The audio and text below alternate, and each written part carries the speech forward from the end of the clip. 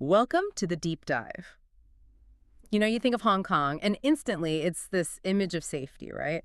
One of the lowest crime rates globally. Absolutely. A place people feel secure. And then, boom, within just a few years, back in the early 2010s, the city was just rocked by two incredibly horrific family homicides. Yeah, they weren't just crimes on paper. They were these deep, really unsettling tragedies. Shook people up, made everyone confront some pretty uncomfortable things.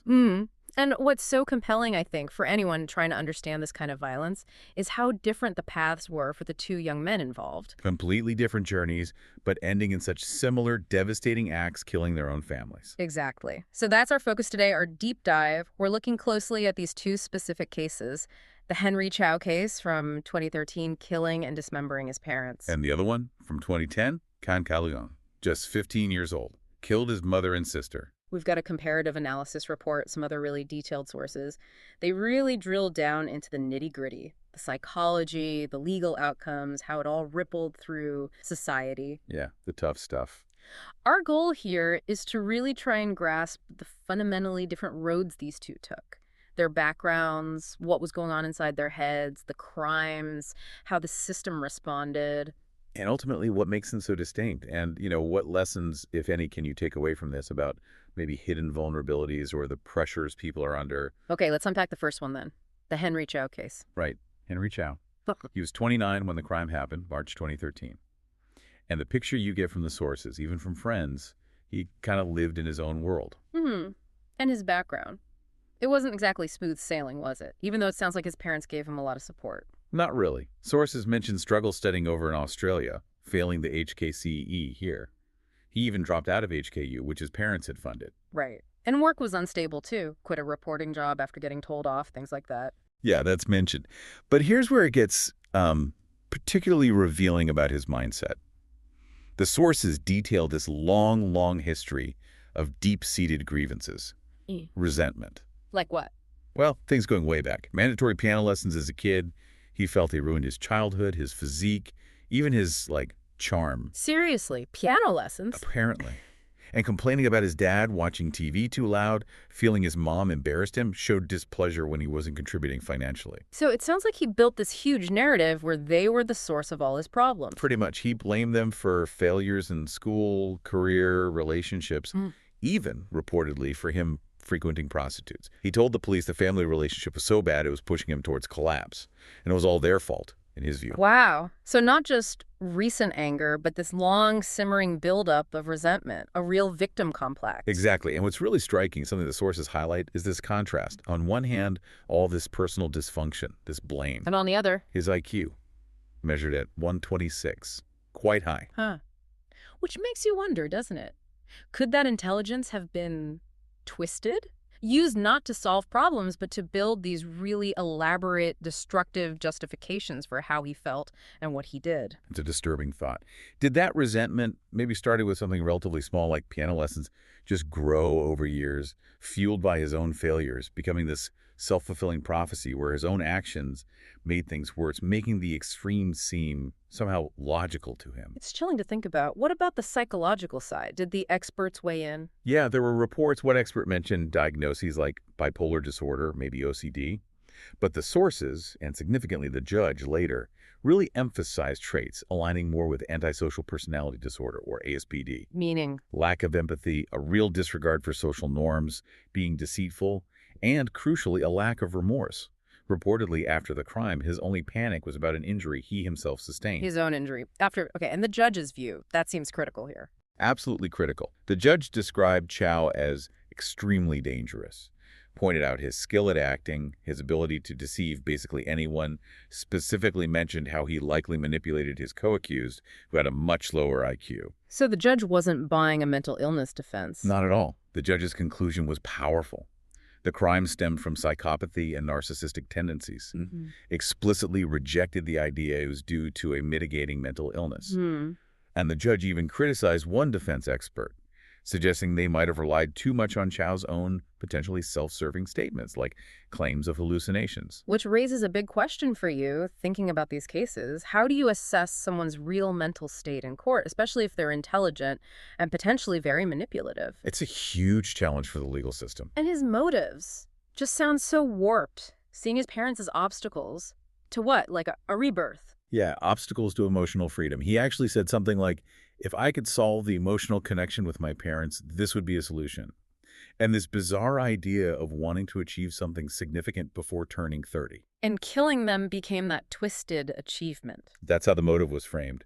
Yeah. Just deeply disturbing. And this wasn't spur of the moment. The sources say premeditated. Highly premeditated, planned for about 6 months, considered different locations, even Shenzhen, settled on the place with his accomplice, bought the tools months beforehand. Right, the accomplice, Sei Chun-kai. What was his deal? The sources paint him as vulnerable. Yeah, described with an IQ of 84, had a brain injury from a previous suicide attempt, seemed easily manipulated. Chau actually claimed Sei inspired him to kill instead of committing suicide, calling them both losers. But Chau tried to pin a lot of the blame on Sei for the actual murder and the dismemberment. He did. But Sei was acquitted of murder, only convicted of preventing the lawful burial of the bodies. And the judge was really critical of how police interrogated Sei, suggesting he might have been pressured basically upon him. So choosing someone like Sei, it looks very calculated on Chau's part, another layer of manipulation. It certainly appears that way from the reports. Yeah, and then the aftermath. The deception is just staggering. It really is. The crime was March 1st, 2013. A week later, March 7th, Chau and his brother report the parents missing. And Chau starts this whole public show. Exactly. Fake Facebook page, missing daddy mommy, Yeah. going to the media, Apple Daily, asking for help, lying, saying his parents just went to mainland China. Just, wow, how long did that last? Until March 14th. Then suddenly he confesses via a WhatsApp group chat with friends. And arrested the next day. Arrested March 15th, along with C. And then the discovery, just horrific. Dismembered remains, heads reportedly in the fridge, evidence of cooked flesh. The trial itself must have been incredibly tough. Sources mentioned jurors having to quit because the evidence was too gruesome. They had to restart with a new jury. Unimaginable. And the verdict? March 20th, 2015. Guilty of murder, life imprisonment, plus a concurrent sentence for preventing the burial. And the judge didn't hold back, emphasized Chau's danger, his acting, the psychopathy, criticized some of the expert testimony again. And Sei. Much lighter sentence for preventing burial. Released immediately, having already served time awaiting trial. So Chau's whole act, just a performance. And the verdict really drew a line, didn't it? Saying, essentially this deep personality disorder, this psychopathy, that's not the same as a mitigating mental illness. You're responsible. That was the clear message from the court in this case. A stark contrast to the next one. Okay, let's shift gears completely then to the Kan Ka Leung case. Right. Earlier, July 2010, and he was just 15.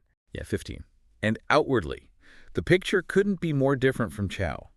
Kan was seen as the classic good boy, excellent student, helped at the family restaurant. Teachers, his dad, they saw nothing. No warning signs. Absolutely nothing, according to the reports. The family seemed happy, financially comfortable, just normal from the outside. Which makes what happened even harder to grasp initially. But were there signs, maybe hidden ones? Well, the sources do hint at this hidden vulnerability. He was quite isolated, apparently, deeply into online gaming, novels, didn't really connect much with classmates. And then there were some odd behaviors mentioned.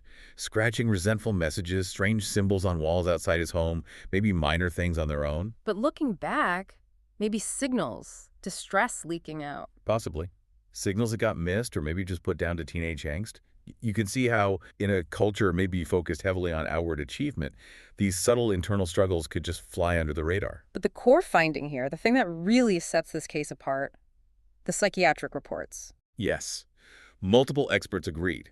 He was diagnosed with schizophrenia, and crucially, he was in an active state of psychosis when the crime occurred. Actively psychotic. Symptoms had started earlier. About a year before, apparently, including auditory hallucinations.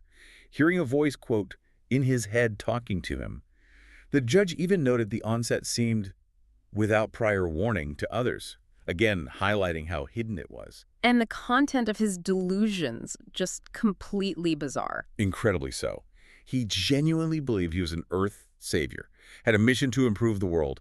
This somehow twisted into a conviction that to save the planet from pollution and resource depletion, half the world's population needed to be eliminated. Does he develop this hatred for people? For selfish, greedy humans, as he put it. And in this delusional state, killing became meaningful, necessary even. His statements to police, they really show that break from reality, don't they? Starkly. Too many people in the world. So noisy. If I kill these two, there will be fewer people and the world will be better. Talking about Buddha telling them to do it, wanting to keep chopping bad guys, rambling about melting glaciers. And no history of mental health issues before this. No substance abuse. None reported. It seems like a classic, tragic case of adolescent onset schizophrenia, insidious, unnoticed until it exploded. So his mother and sister, they weren't targets because of who they were to him personally. Not in the way Chau targeted his parents out of resentment. For Kan, it seems they became targets simply because they were there, within the framework of his delusion about saving the Earth. It wasn't personal malice towards them specifically. That's horrifying in a different way. And this urge to kill intensified. Yeah, in the month before, apparently fueled by news reports about environmental damage which just fed into his delusion. He even picked the date, July 21st, based on some weird preference for the numbers 7 and 3. He tried to attack strangers first. He did. Went out in public, tried to attack someone, but failed. It shows the pressure was building, seeking an outlet. When that failed, he turned to his family. And the attack itself. Sudden, horrific. Late at night, after they were asleep, he waited with a cleaver. Attacked his sister first when she came out of her room, then his mother. Terrible injuries, 17 stab wounds to the mother, 34 to the sister. It was, by all accounts, a direct result of his psychotic delusion. What did he do afterwards? Did he try to cover it up like Chau? No, his actions were very different, much less calculated. He changed his clothes, packed a few items, just wandered around, tried to attack another passerby, got repelled, ended up in a park. Yeah, and then? He noticed his hand was injured. And then, remarkably, around 3 in the morning, he called the police himself to surrender. He apparently told them he realized he could either keep killing or call them, and chose the latter because of his injury. He called them himself. Okay, so initially charged with murder. Yes, but then came the court proceedings, February 1st, 2012. Based on all the expert psychiatric reports confirming the schizophrenia, the active psychosis, he pleaded guilty to manslaughter. On grounds of diminished responsibility. Exactly. Because of his mental condition at the time. The judge accepted this based on the unanimous expert opinions. So, not prison. No. An indefinite hospital order. Sent to Sealam Psychiatric Center. That means detention, mandatory treatment, until he's assessed as no longer being a danger. It's about balancing public safety with treating the illness. Right. And how is he now? The sources mentioned his condition has improved with treatment. He's apparently been transferred to another hospital for ongoing supervised care. And his father? Yeah. There was a detail about him. Yeah, a really heartbreaking one. Reportedly, his father visits him regularly, expresses no resentment, just profound grief and self-blame, feeling he should have noticed his son was ill sooner. Oh, man. It really hits home, doesn't it? The impact on families. And the need for better awareness, better support, not just for the person suffering, but for the people around them trying to cope with something they don't understand. Absolutely. And Kan's verdict, that hospital order, it shows the legal system acknowledging severe mental illness can reduce responsibility. The focus shifts to treatment, reintegration, unlike the purely punitive life sentence for Chau. So when you put these side by side, two horrific family killings in Hong Kong, but the pathways couldn't be more different. Totally different. Psychologically, you've got Chau personality disorder, psychopathy, manipulation, held fully responsible by the court. Versus Kan, acute psychosis, schizophrenia, lost touch with reality, granted diminished responsibility. Right. And the motives. Chau, personal revenge, blame, this twisted idea of achievement. Kan, driven by this bizarre external delusion about saving the world. Nothing personal against the victims, in a way. And the planning reflects that. Yeah. Months of careful, premeditated planning, elaborate deception. Kan, more impulsive within his psychosis, no real attempt to cover tracks afterwards, ends up surrendering. Which leads directly to those starkly different legal outcomes.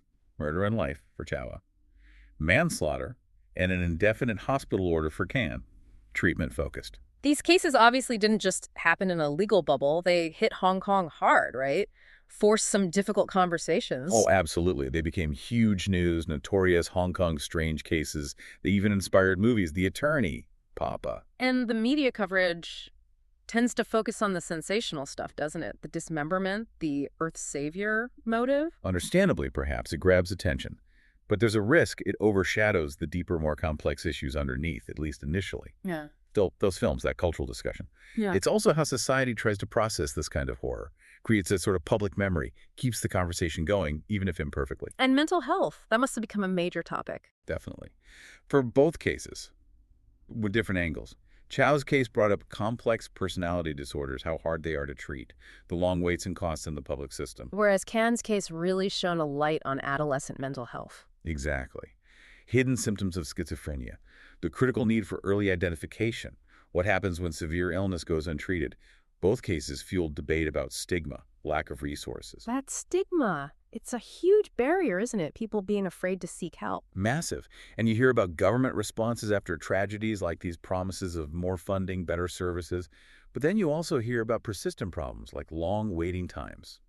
Turning talk into real systemic change is just incredibly slow and difficult. They're like these tragic wake-up calls. That society struggles to fully answer, yeah. And what about family dynamics? Did that come into the discussion? The pressures in Hong Kong? For sure. Chau's case led to talk about parental expectations, the cramming education system, maybe poor communication, the damage of unresolved resentment from childhood. And Kan's. Even though the family seemed okay on the surface. His case highlighted the immense, often hidden pressure on young people, especially when potential mental illness gets missed. That detail about his father's self-blame, it just underscores how little support or understanding families might have in such crises. There are even academic perspectives mentioned, right? About filicide in Hong Kong, complex public attitudes. Yeah, balancing justice for victims with maybe sympathy for offenders needing care, cultural factors. Both cases, in their own ways, really expose how vulnerable individuals can be under the specific pressures of the Hong Kong environment. Chau's reaction to expectations, twisted as it was, could be seen as a pathological response to those pressures interacting with his personality. And the legal system itself, did it learn things? Well, Chau's case certainly raised issues. Media outlets found in contempt for publishing interviews during the trial, that whole tension between press freedom and a fair trial. The toll on jurors, too, dealing with that horrific evidence, the need for support for them. Definitely. And the criticism of police interrogation, especially with C, the accomplice, plus the ongoing challenge for courts in weighing conflicting expert opinions, especially with potentially manipulative defendants like Chau. And Kan's case. It sort of reinforced the mechanism of the indefinite hospital order, showing its specific purpose in handling cases involving severe mental illness, where treatment and public safety are intertwined. So pulling it all together, you have these two absolute nightmares, family tragedies. But they come from such different places internally. Fundamentally different. Chau's was calculated, seems rooted in deep personality issues, psychopathy, resentment. Kan's was a sudden eruption of severe mental illness, driven by terrifying delusions disconnected from reality. And that nuance is just so critical. It tells you family homicide isn't one thing. You have to understand the specific factors underneath. Your hindsight might show warning signs, Chau's manipulation, Kan's isolation, those wall scratchings. But spotting them and preventing something so extreme beforehand, incredibly difficult. Tragically difficult. Yet, all the discussion, the media, the art, that's society grappling, trying to make sense, trying to learn something. So what does this all mean for you, listening to these really tough stories? It feels like these cases expose cracks that go way beyond just the individuals. Yeah, cracks in the wider systems. Education, how families are supported, how accessible and effective mental health care is, media ethics, the judicial process itself. And really learning from them isn't just about understanding Chai or Kan, it's about looking at those systems. How can they be made stronger, more supportive, more just for everyone? Exactly, because strengthening those systems is maybe the best hope for preventing future tragedies. So maybe a final thought to leave you with. If one case highlights the frightening potential of, say, deep personality pathology combined with years of festering anger, and the other shows the utter devastation of untreated severe mental illness in a young person. What does that tell us about the sheer range of danger that might be hidden under the surface, even in a seemingly safe, normal society? And maybe, how equipped or ill-equipped are we really as a society to identify and address that danger early enough across that whole spectrum? Something to think about.